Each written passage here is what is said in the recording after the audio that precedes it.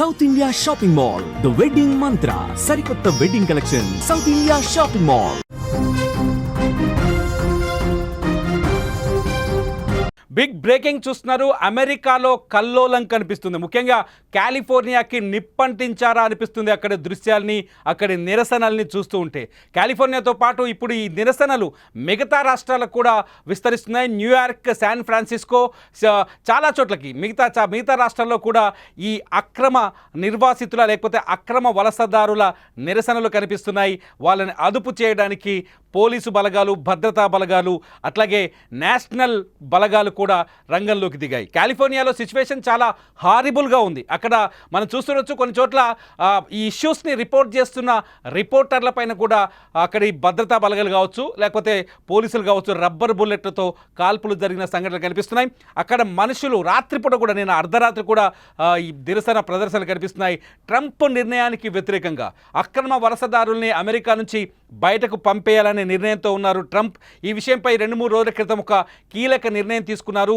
రోజుకు 3,000 మంది వలసదారుల్ని, అక్రమ వలసదారుల్ని దేశం నుంచి బయటికి పంపించే ప్రయత్నం చేయాలని ఐసీఈకి ఆర్డర్ చేశారు. Immigration and customs and enforcement department ఇప్పుడు అదే పనిలో ఉంది. వీళ్ళు ఎవరైతే అక్రమ వలసదారులు గుర్తించారో వాళ్ళని బయటికి పంపించే ప్రయత్నంలో ఆందోళనలు వ్యక్తమవుతున్నాయి. లాస్ ఏంజల్స్లో ఎక్కువ మంది లాటిన్స్ ఉంటారని తెలుస్తోంది. ఈ లాటిన్స్కు చాలామందికి డాక్యుమెంట్స్ ఉండవు. లాటిన్స్ అంతా తిరగబడ్డారు పోలీసుల పైన. దీంతో ఉద్రిక్త పరిస్థితులు కనిపించాయి. ఒక 44 మందిని అరెస్ట్ చేసి స్థానికంగా ఉన్న ఒక డిటెన్షన్ సెంటర్లో పెడితే ఆ సెంటర్ పైన దాదాపు 1000 మంది ఆందోళనకారులు దాడి చేశారు. పోలీసులు కూడా ఒక దశలో అదుపు చేయలేని పరిస్థితి కనిపిస్తుంది. రోడ్లమైన జనాలు మనం విజువల్స్లో చూస్తున్నాం. ఈ విజువల్స్ అంతా అమెరికాలో గడిచిన 4 రోజులుగా జరుగుతున్న సంఘటనలకు ఉదాహరణగా నిలుస్తున్నాయి. ఈ నిరసనలకు అసలు కారణం ఏంటి? ట్రంప్ నిజంగానే అమెరికాలో మనుషుల్ని, అంటే అక్రమ వలసదారుల పైన కఠిన చర్యలు తీసుకోవాలని నిర్ణయం తీసుకున్నారా? అక్రమ వలసదారులు వెళ్లే వరకు ట్రంప్ వెనక్కి తగ్గరా? రక్తపాతం ఇంతలా కనిపిస్తున్నా, నిరసనలు ఈ స్థాయిలో వినిపిస్తున్నా, హోరెత్తిపోతున్న ఎందుకు ట్రంప్ ఈ నిర్ణయం పైన సానుకూలంగా స్పందించట్లేదు? ఎందుకు వెనక్కి తగ్గట్లేదు? ఎందుకు జాలి దయ చూపించట్లేదు? ఈ అంశంపై మనతో మాట్లాడడానికి ప్రముఖ expert about American affairs and IT entrepreneur, అట్లాగే 2016లో ట్రంప్ ఎలక్షన్లో ట్రంప్ కోసం పనిచేశారు లగ్గాని శ్రీనివాస్ గారు. ప్రస్తుతం లగ్గాని శ్రీనివాస్ గారు మనకు లైవ్లో అందుబాటులో ఉన్నారు. శ్రీనివాస్ గారు నమస్కారం సార్. Good evening. కాలిఫోర్నియాలో, లాస్ ఏంజల్స్లో ఈ రక్తపాతం, ఈ ఫైరింగ్, కాల్పులు, నిరసనలు ఏంటి సార్? అసలు దీనికి మొదటి కారణం ఏంటి చెప్పండి. యాక్చువల్గా చూసినట్టయితే ట్రంప్ ఎలక్షన్ క్యాంపెయిన్లోనే వెరీ క్లియర్ ఎజెండా ఉంది వాళ్ళకి. ఏంటంటే ఈ అక్రమ వలసదారులు, అంటే ఇల్లీగల్ ఇమిగ్రేట్స్ అంటారు అక్కడ, వాళ్ళ మీద డెఫినెట్ గా నేను వాళ్ళందరినీ బయటికి పంపిస్తాను, లోకల్ ఎంప్లాయ్మెంట్ క్రియేట్ చేస్తానని ఒక ఎలక్షన్ మేనిఫెస్టోలో ఒక పాయింట్ తీసుకొచ్చారు ఆయన ఇప్పటి నుంచి కాదు. ఇన్ఫాక్ట్ మనం చూస్తే స్ట్రాటజికల్ గా డెమోక్రాట్స్ ఎప్పుడు ఇమిగ్రేషన్ ఫ్రెండ్లీగా ఉంటారు. మరి వేరే రిపబ్లికన్ పార్టీ ఎప్పుడు కూడా కొంత నాన్ ఇమిగ్రెంట్స్, అంటే అమెరికా ఈజ్ ఇమిగ్రేషన్ కంట్రీ అనే పాలసీతో డెమోక్రాట్స్ పనిచేస్తారు.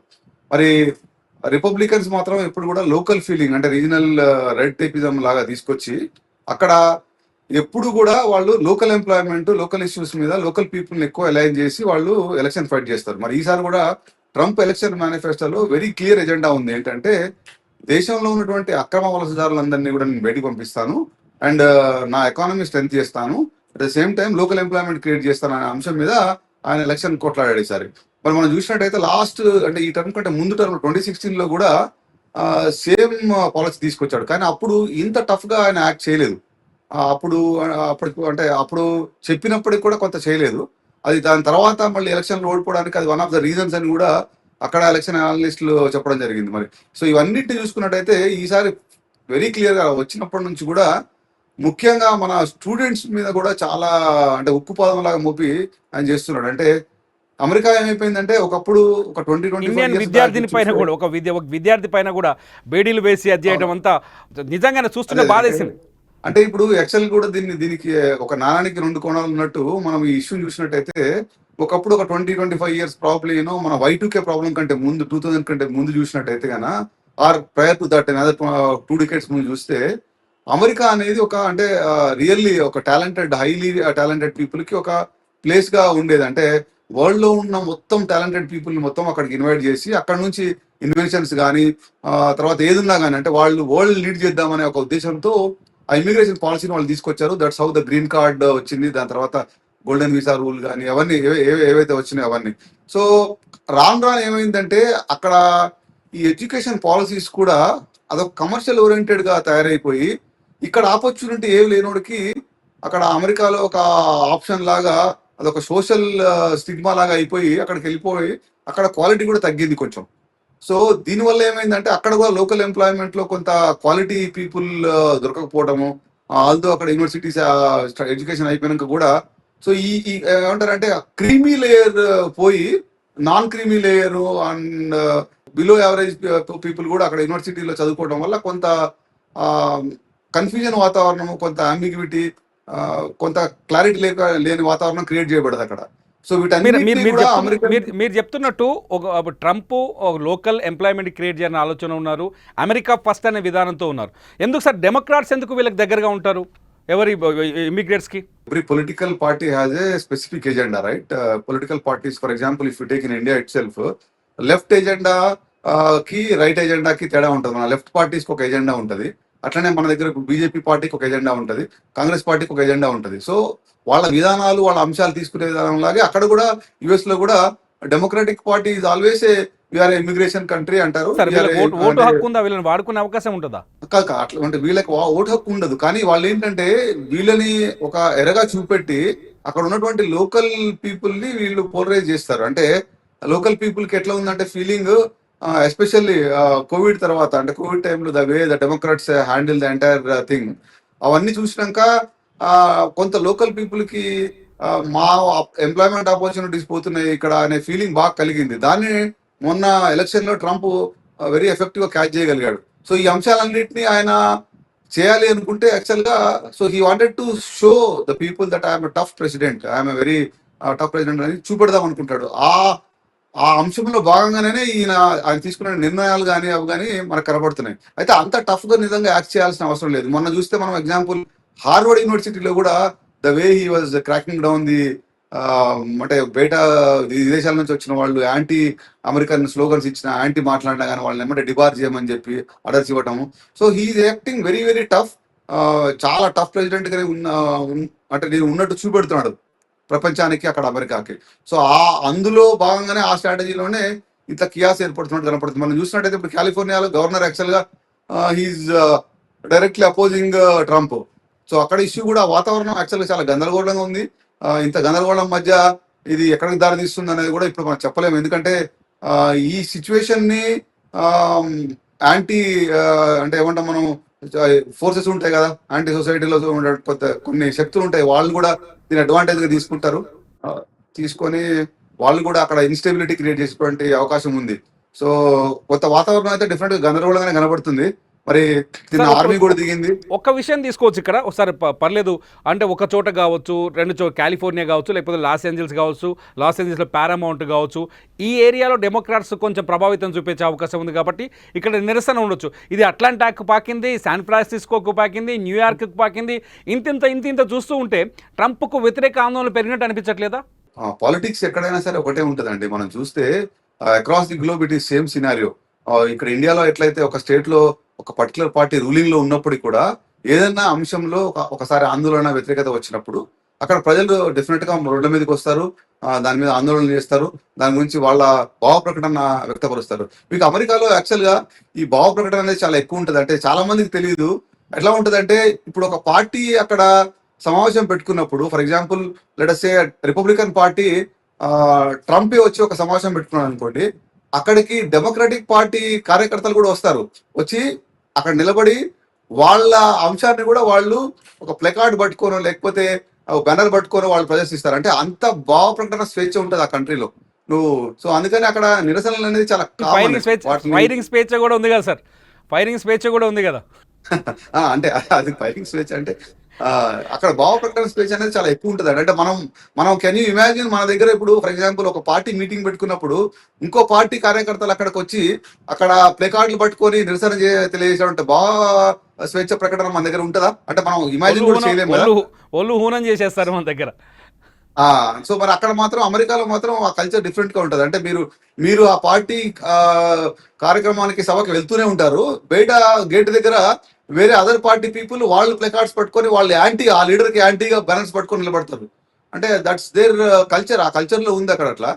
So that is how they erupt. అంటే ఆ కంట్రీ కూడా అలానే ఉంటది. అంటే అక్కడ ఒక జాతి అని కాదు కదా, different people from different countries ఉంటారు. సో ఇట్స్ ఇక్కడ ఇంకొక basically point it's immigration country. ఇక్కడ ఇంకో పాయింట్ మనం చర్చించాల్సి ఉంది. ఒకవేళ డొనాల్డ్ ట్రంప్ ఎలక్షన్స్ నుంచి అక్రమ వలసదారుల పైన ఒక నిర్ణయం తీసుకోవాలనుకుంటున్నారు. మొదటి నుంచి వీళ్ళ పార్టీ విధానం కూడా అదే. ఇమీడియట్లీ అధికారంలోకి వచ్చిన వెంటనే ఎటువంటి వార్నింగ్ లేకుండా, లేకపోతే ముందస్తు హెచ్చరికలు లేకుండా చేయడం కుదురుతుంది అమెరికాలో? అమెరికాలో యాక్చువల్ గా every state has a different law అండి. అంటే although it's a federal government ఉన్నా కానీ వాళ్ళకి లాస్ వాళ్ళకి అంత అంటే కొంత కాంప్లికేటెడ్ ఉంటుంది వాళ్ళది. వాళ్ళ రాజ్యాంగం కానీ అది మనలాగా అంటే అంత క్లియర్ ఉండదు వాళ్ళకి. So every state has its own way of doing it. Even election లో కూడా ఎలక్షన్ కౌంటీకి కూడా డిఫరెంట్ అధికారాలు ఉంటాయి. కొన్ని ఎలక్షన్ కౌంటీస్ ఓటింగ్ మిషన్స్ ఉంటాయి, కొన్ని ఎలక్షన్ కౌంటీస్ పేపర్ బ్యాలెట్ చేస్తాయి. సో స్టేట్ వైజ్ వాళ్ళకి కొన్ని అంటే డిఫరెంట్ అధికారాలు ఉంటాయి. దానివల్ల కూడా ట్రంప్ ఇండివిజువల్ గా ఒక డిసిషన్ తీసుకున్నా దాన్ని అమలు చేయడం అనేది కొంత డిఫికల్ట్ గా ఉంటది. కానీ ఏదేమైనా కానీ ఓవరాల్ గా అయితే అంటే ఇప్పుడు the way it is going, అంటే ఓవరాల్ గా American economy the way it is going, the way he is involved in other wars, ఇవన్నీ కొంత గందరగోళమైనటువంటి వాతావరణంలోకి వెళ్ళినట్టే కనబడుతుంది. దగ్గర పనిచేశారు, ట్రంప్ కోసం పనిచేశారు 2016లో. ట్రంప్ ఒక డెసిషన్ తీసుకున్న తర్వాత దాని మీద వెనక్కి తగ్గడా ఇంకా ఇంతేనా? ఇప్పుడు కాలిఫోర్నియాలో కానీ ఈ అల్లర్లపైన ఏమైనా ఆలోచించే అవకాశం ఉందా? అంటే జస్ట్ క్లారిఫై, నేను యాక్చువల్ గా ట్రంప్ కోసం పనిచేయలేదు. నేను ఆమె fellow in applied politics. So I work in the election. And ఆ ఎలక్షన్ లో యాక్చువల్ గా ఒక అనలిస్ట్ గా పనిచేశాను నేను అక్కడ. That is part of my academic programme.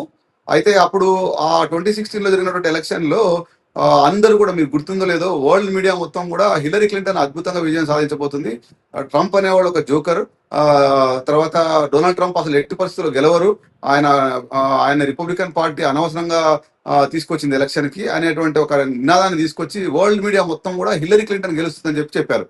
కానీ నేను ఒక ఫ్యూ వీక్స్ ముందు మా యూనివర్సిటీలో సబ్మిట్ చేసినటువంటి మా థీసిస్ లో కానీ అనాలిసిస్ రిపోర్ట్ లో కానీ నేను చెప్పాను, లేదు ట్రంప్కే ఎడ్జ్ ఉంది ఎలక్షన్ లో, ఎందుకంటే the world is moving towards localisation అనే పాయింట్ మీద నేను, and Trump is capturing all the perfect voter segment ని, ఓటర్ పల్స్ ని క్యాప్చర్ చేస్తున్నాడు, వేరే హిల్లరీ క్లింటన్ ఆ వేలో లేదు అని చెప్పాను. సో అప్పుడు నాకు కనపడింది ఏంటంటే ట్రంప్ ఎలక్షన్ ఎజెండా అనేది ప్రజలకు ఎక్కువ అంటే వెరీ క్లియర్ గా టచ్ అయినట్టు కనపడింది. అంటే పబ్లిక్ పాలసీ ఎక్కడైనా సరే ఎలక్షన్ ఎజెండా కానీ ఓటర్ పల్స్ కానీ పట్టుకున్న వాళ్ళే ఎన్నికల్లో గెలుస్తారు. అది ఎక్కడైనా సరే వరల్డ్ లో, మన దగ్గర చూసాము, తర్వాత ఏ దేశంలో అయినా సరే ఎలక్షన్ ఇది ఎలక్షన్, పాలిటిక్స్ ఇది పాలిటిక్స్. సో ఆ విధంగా నాకు అప్పుడు ట్రంప్ క్యారెక్టర్ కంటే కూడా ట్రంప్ యొక్క ఎలక్షన్ ఎజెండా, తర్వాత అతను తీసుకున్నటువంటి నిర్ణయాలు ఓటర్ పల్స్ ని పట్టుకున్నట్టు కనపడింది. అందుకే నేను ట్రంప్ విజయం సాధిస్తాడని చెప్పాను. సో బట్ లేటర్ గా చూసినట్టయితే నెక్స్ట్ ఎలక్షన్ లో 2020 ఎలక్షన్ లో మళ్ళీ గెలుస్తారని చెప్పి అందరూ అనుకున్నారు. But he lost election. ఎందుకంటే ఆయన ఇమ్మిగ్రేషన్ పాలసీస్ మీద ఏదైతే ప్రామిసెస్ చేశారో ఆ ప్రామిసెస్ ని సరిగ్గా నిలబెట్టుకోలేదు అనేటువంటి ఒక వాదన కూడా గట్టిగా వినపడింది అక్కడ. అందుకనే అప్పుడు ఎలక్షన్ లో ఓడిపోయాడు. తర్వాత డెమోక్రాట్స్ కి మళ్ళొకసారి ఛాన్స్ ఇచ్చారని చెప్పి వచ్చింది. సో ఈ వాటన్నిటిని ఏదైతే 2016 లో ఆయన గెలిచినప్పుడు చేయని పనులు ఏవైతే ఉన్నాయో, ఆయనకి ఏవైతే రాలేదని చెప్పి 2020లో రిపోర్ట్స్ వచ్చినాయో, వాటన్నిటిని ఇప్పుడు చాలా టఫ్ గా యాక్ట్ మీకు ఇంకోటి కూడా ఉంది ఏంటంటే, అక్కడ ప్రెసిడెంట్ ఎవరున్నా కానీ 2 సార్ల కంటే ఎక్కువ ఎలక్షన్ అంటే కొట్లాడలేరు అక్కడ.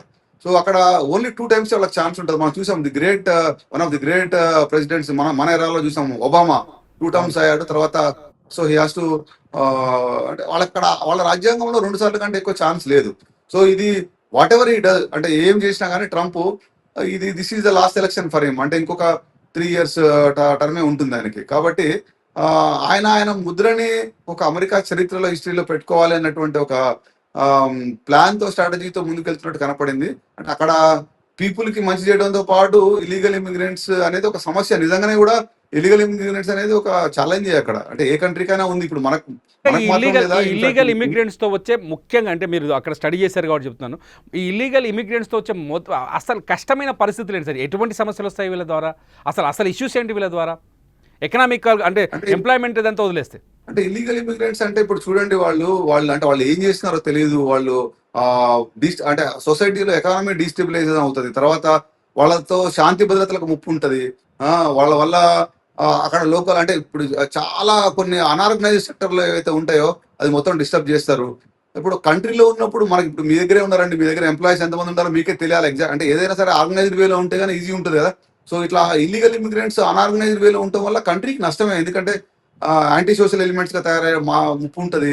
వాళ్ళు మరి ఏం చేస్తున్నారో తెలియదు, కంట్రీలో ఎలాంటి జరుగుతున్నాయో తెలియదు. చాలా మంది మంచి జాబ్స్ చేయకుండా డిఫరెంట్ డిఫరెంట్ అంటే యాంటీ సోషల్ ఎలిమెంట్స్ తో కలిసి కొన్ని చేస్తుంటారు. సో చాలా సమస్యలు ఉంటాయి డెఫినెట్ గా. సో వాటన్నిటి ఇప్పుడు తర్వాత మీరు ఇప్పుడు చూస్తే ట్రంప్ నిర్ణయాల్లో ఇప్పుడు కొత్తగా తాజాగా ఒక నిర్ణయం తీసుకున్నారు. 12 దేశాలపైన నిషేధం విధించారు మొన్న కొలరాడోలో జరిగిన ఇన్సిడెంట్ తర్వాత. అంటే ఇవన్నిటికీ లింక్ ఉంది, ఇంటర్లింక్ ఉందని అనుకోవచ్చా సార్? అంటే ఈ అక్రమ వలసదారులు, లేకపోతే ఈ ఉగ్రవాదం వైపు కావచ్చు, లేకపోతే లైంగిక దాడులు కావచ్చు, లేకపోతే దొంగతనాలు కావచ్చు, ఫైరింగ్ కావచ్చు, ఇటువంటి హత్యలు కావచ్చు, ఇవన్నిటికీ లింక్ ఉందనుకోవచ్చా వీటితో? అంటే ఇప్పుడు ఒకటి సింపుల్, ఆయన ఎజెండా ఏంటంటే ఇల్లీగల్ ఇమిగ్రెంట్స్ ఎవరైనా కంట్రీలో ఉన్నా, తర్వాత అమెరికాకి వ్యతిరేకంగా ఎవరైనా మాట్లాడినా, అమెరికా ఫస్ట్ అనకుండా యాంటీ అమెరికన్ ఇనిషియేటివ్స్ ఏం చేసినా కానీ వాళ్ళని కంట్రీస్ నుంచి నిర్మోహమాటంగా బయటికి పంపించాలనేది ఆయన ఉద్దేశం, ఆయన స్ట్రాటజీ. వెరీ క్లియర్ ఇండికేషన్స్ ఆయన. సో ఈ ఉద్దేశంలో భాగంగానే మనం యూనివర్సిటీలో చూసినా, బయట చూసినా, ఎక్కడ చూసినా కానీ యాంటీ అమెరికన్ ప్రొటెస్ట్ తీసినా కానీ, యాంటీ అమెరికా గురించి మాట్లాడినా కానీ వాళ్ళందరినీ మనం చూసాం. హార్వర్డ్ యూనివర్సిటీలో యాంటీ అమెరికన్ స్లోగన్స్ ఇచ్చినందుకు స్టూడెంట్స్ ని పంపించేసేసి అక్కడ విదేశీ విద్యార్థుల కోటాను కూడా తగ్గిమని ఒక ఆర్డర్ తీసుకొచ్చారు. మళ్ళీ దాని తర్వాత వాళ్ళు యూనివర్సిటీ ఎనివే వెంట కోర్టుకు వెళ్ళారు, దాన్ని తీసుకొచ్చారు. కానీ సో అంటే ఆయన policy is very clear. America first అనే ఉండాలి అండ్ ఎవ్రీథింగ్ ఆర్గనైజ్డ్ ఉండాలి. ఎవరైనా యాంటీ అమెరికా మాట్లాడినా, యాంటీ స్ట్రాటజీ తీసుకొచ్చినా కానీ వాళ్ళు కంట్రీలో ఉండటానికి అర్హత ఉండరు అనేటువంటి ఒక క్లియర్ స్ట్రాటజీతో ఆయన ఉన్నట్టు కనబడుతుంది. ట్రంప్ని మొత్తం ప్రపంచం చూస్తుంటే కొంచెం డిఫరెంట్గా కనపడుతున్నాడు. మొన్న ఇండియా పాకిస్తాన్ యుద్ధం విషయంలో నేనే యుద్ధాన్ని ఆపేశాను, ఆ ట్రేడ్ వార్నింగ్ ఇచ్చాను 2 దేశాలకు అని చెప్తాడు. లేకపోతే రష్యాతో మాట్లాడతాడు, ఉక్రెయిన్తో మాట్లాడతాడు, శాంతి చర్చలు కావాలని డిఫరెంట్గా కనిపిస్తాడు. ట్రంప్ను చూస్తుంటే కొంచెం ప్రమాదకారిగానే, లేకపోతే కొంచెం ఇన్బ్యాలెన్స్గా ఉన్నాడేమో ఒక ఫీలింగ్ అయితే ప్రపంచ చర్చ జరుగుతుంది. నిజమైన సార్ ఎలాన్ మస్క్ ఇష్యూ అన్ని చూసిన తర్వాత కొంచెం అనుకోవచ్చా? అంటే మనం we cannot comment like that అండి. మనం యాక్చువల్గా చూస్తే అయితే ఎవ్రీ లీడర్ హ్యాస్ సమ్ ట్రైట్స్ కదా. ప్రతి నాయకుడికి ఒక క్యారెక్టర్ ఉంటుంది, ఒక ట్రైట్స్ ఉంటుంది. ట్రంప్ లో కూడా కొన్ని డిఫరెంట్ ట్రైట్స్ ఉంటాయి అక్కడ. అంటే ఆయన స్టైల్ ఆఫ్ ఫంక్షన్ డిఫరెంట్ ఉంటుంది. అంటే ఇప్పుడు అక్కడ ఉన్న దాంట్లో ఏంటంటే ట్రంప్ కి గ్లోబల్ పాలసీలో, అంటే అక్కడ ఆయన గ్లోబల్ మొత్తం మీద నేను ఒక స్ట్రాంగెస్ట్ లీడర్ అనేటువంటి ఫారెన్ పాలసీలో, ఎస్పెషల్లీ ఫారెన్ పాలసీలో అంటే స్ట్రాటజికల్ గా నేను చెప్తున్నా మీకు ఏంటంటే మొన్న మన అమెరికా ప్లస్ మన జరిగినటువంటి పాకిస్తాన్ ఇండియా వార్ లో he wanted to take the really advantage. ఎందుకు తీసుకుందాం అనుకున్నారంటే అదొక స్ట్రాటజిక్ మూవ్. గ్లోబల్ అంటే అమెరికన్ ఫారెన్ పాలసీలో గ్లోబల్లో నేను ఇన్వాల్వ్ అయ్యి దానికి చేయటం వల్ల అమెరికన్ ఫారెన్ పాలసీని నేను డిక్టేట్ చేశాను, నాకు మంచి పేరు వస్తుంది, అంటే ఇట్లా యుద్ధం ఆపడం వల్ల ఒక నోబెల్ బహుమతి కూడా తీసుకోవచ్చు అన్నటువంటి ఒక స్ట్రాటజీ కనపడింది నాకైతే, ఒక అనలిస్ట్ గా చూసినట్టయితే, అనలిస్ట్ పాయింట్ ఆఫ్ వ్యూలో చూసినట్టయితే. ఆయన నిజంగా కూడా మనం చూస్తే మన American president involvement India Pakistan war లో కాకుండా ఉక్రెయిన్ వార్ అప్పుడు ఆయన తీసుకొచ్చి చూసినట్టయితే మనం అందరం చూసాం కదా, the way he argued, the way he countered with జెలెన్స్కీతో ఏ విధంగా మాట్లాడాడు, జెలెన్స్కీని ఏ విధంగా థ్రెటన్ చేశాడు పబ్లిక్ కెమెరా ముందు. చూసాం కదా, మనం అందరం చూసాం కదా. అంటే నీకు you don't have any cards, you just have to listen అని చెప్పారు కదా. So Americans are always a good business people అండి. They are very very smart business people. వాళ్ళకి ఇమోషన్స్ ఉండవు, వాళ్ళకి they are very very particular. వాళ్ళకి ఏం కావాలో అది వాళ్ళు బార్గెయిన్ చేస్తారు, వాళ్ళు తీసుకుంటారు. మనం చూస్తే ఉక్రెయిన్ రష్యా వార్ ఒక పక్క జరుగుతుంటే America has A agreement with Ukraine. వాళ్ళకు ఉన్నటువంటి సహజ వనరుల మొత్తాన్ని కూడా 85% అమెరికా అగ్రిమెంట్ చేసుకుంది. అంటే మీరు ఆలోచించండి వాళ్ళు ఎంత స్ట్రాంగ్ నెగోషియేటర్సో మనకు అర్థమవుతుంది. సో ఇట్లాంటి వాటిల్లో వాళ్ళు వెరీ వెరీ స్ట్రాంగ్ వాళ్ళు. సినిమా సార్ లాస్ట్లో మీ ఇమిగ్రెంట్స్ దగ్గరకు వచ్చేస్తే భారత్ నుంచి కూడా దాదాపు 18,000 మంది ఇమిగ్రెంట్స్ ఉన్నారు, అక్రమంగా ఉన్నారు అని ఒక చర్చ ఉంది. ఎంతవరకు నిజం సార్? ఒకవేళ ఉంటే వీళ్ళు తిరిగి ఇండియాకి రావాల్సిందేనా? నా విజ్ఞప్తి ఏంటంటే యాక్చువల్గా even for the upcoming students కూడా మన India is actually 4th economy అండి. అంటే 4th లార్జెస్ట్ ఎకానమీ. మనం అంటే ప్రపంచంలోనే 4వ ఎకానమీకి వెళ్ళాము. మనకి లేనివి అమెరికాలో ఏమీ లేదండి. అంటే America is actually developed country. అక్కడ అంటే అక్కడ కంట్రీలో ఇన్ఫ్రాస్ట్రక్చర్ ఉంది, కొంత డిఫరెంట్ గా ఉంది. కానీ ఈ స్టూడెంట్స్ కూడా ఎక్కువ అంటే అంటే ఎక్కువ ఎంతూజియాజం చూపెడుతున్నారేమో అని అనిపిస్తుంది. ముఖ్యంగా స్టూడెంట్స్ కంటే కూడా వాళ్ళ పేరెంట్స్. మన తెలుగు రాష్ట్రాల్లో అమెరికాలో పోయి మా బాబు చదువుకున్నాడు, మా పాప చదువుకున్నాడు అంటే ఒక సోషల్ స్టిగ్మాగా, ఒక ప్రెస్టీజియస్ లాగా చూస్తున్నారు. అక్కడ మీకు చాలా మంది తెలియని విషయం ఏంటంటే, అమెరికాలో యూనివర్సిటీలో చదువుకునే వాళ్ళకి వెళ్తే వారంలో 2 క్లాసులు ఉంటాయి, అది కూడా 2 గంటలు ఉంటుంది. సో మన దగ్గర ఎడ్యుకేషన్ సిస్టమ్ ఎలా ఉంది, యుఎస్ లో ఎలా ఎడ్యుకేషన్ ఎలా ఉందో చూడండి మీరు. అంటే leaving about Harvard university, top class universities తీసేస్తే సరే, వాళ్ళ దగ్గర కొంత different kind of teaching style ఉంటుంది, అది నేను వాస్తవమే. కానీ మనం అంత ఈగర్గా, అంత ఎంతూజియాజంగా, అంత అంత కింద మీద పడి అక్కడ పోయి చదువుకోవాల్సిన అవసరం లేదు. మన ఇండియాలోనే చాలా అవకాశాలు ఉన్నాయి, చాలా ఆపర్చునిటీస్ ఉన్నాయి. నువ్వు మంచిగా చదువుకుంటే యాక్చువల్గా ఇక్కడ కూడా వండర్ఫుల్ ఇన్స్టిట్యూషన్స్ ఉన్నాయి, మనకి ఐఐఎమ్స్ ఉన్నాయి, ఐఐటీస్ ఉన్నాయి. సో మనోళ్ళు కూడా యాక్చువల్గా అంత ఈగర్గా ఆప్షన్ పెట్టుకోవాల్సిన అవసరం లేదు. ఫారెన్ ఎడ్యుకేషన్ అనేది ఇవాళ రేపు ఎట్లయిపోయిందంటే, foreign education is becoming a fashion అయిపోయింది. ఒకప్పుడు ఒక ప్యాషన్ ఉండేది, ఫ్రమ్ ప్యాషన్ నుంచి ఫ్యాషన్ అయిపోయింది. సో అది నా విజ్ఞప్తి ఏంటంటే, తల్లిదండ్రులు కూడా ఇవన్నీ గమనించుకొని వాళ్ళ పిల్లలకి అక్కడ పోతే యాక్చువల్గా అంత సేఫ్ కూడా లేదు కదా ఇప్పుడున్న సిచ్యువేషన్ లో. సో వాళ్ళు చాలా జాగ్రత్తగా ఉండాలి. అక్కడ ఎవరైనా స్టూడెంట్స్ ఉంటే కూడా నన్ను అడిగితే నా request or advice to them is, if they are వాళ్ళకి ఇమిగ్రేషన్ పాలసీ ప్రకారం టైం అయిపోతే వాళ్ళు ఇండియా వచ్చేయడం బెటర్. ఎందుకంటే ఇండియా ఈజ్ గ్రోయింగ్, ఇండియాలో మంచి ఆపర్చునిటీస్ ఉన్నాయి.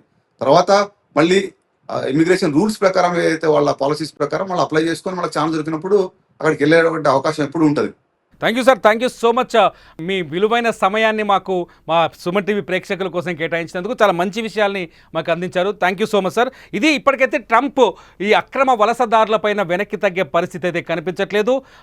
అమెరికా ఫస్ట్ అనే నిదానంతో ఉన్న ట్రంప్ ముఖ్యంగా అక్రమ వలసదారుల్ని దేశం దాటించే వరకు ఈ రచ్చని ఇలా కొనసాగిస్తారని మాత్రం అర్థమవుతుంది. సుమన్ టీవీ లైవ్ వీడియోస్ కోసం, లైవ్ న్యూస్ కోసం సుమన్ టీవీ లైవ్ని, అట్లాగే సుమన్ టీవీ డిజిటల్ లైవ్ని సబ్స్క్రైబ్ చేసుకోండి. ప్రతి వార్తని ప్రత్యక్ష ప్రసారం ద్వారా చూడండి. చూస్తూనే ఉండండి సుమన్ టీవీ.